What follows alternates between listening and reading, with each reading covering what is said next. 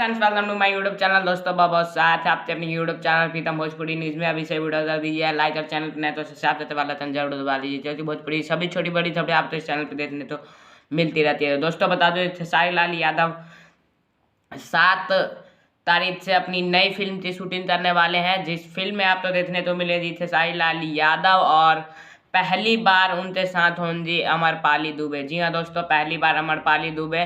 कल ही मैंने आपको बताया था कि आस्ती फिल्म में अमरपाली दुबे है, तो आस्ती की शूटिंग 7 मार्च से स्टार्ट हो रही है और 6 मार्च तो खेसारी लाल यादव का जन्मदिन भी है, तो उनको एडवांस में जन्मदिन की शुभकामनाएं।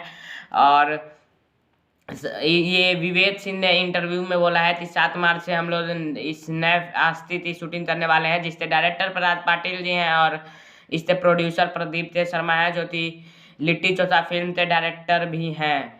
राज पाटिल और प्रदीप के शर्मा प्रोड्यूसर हैं।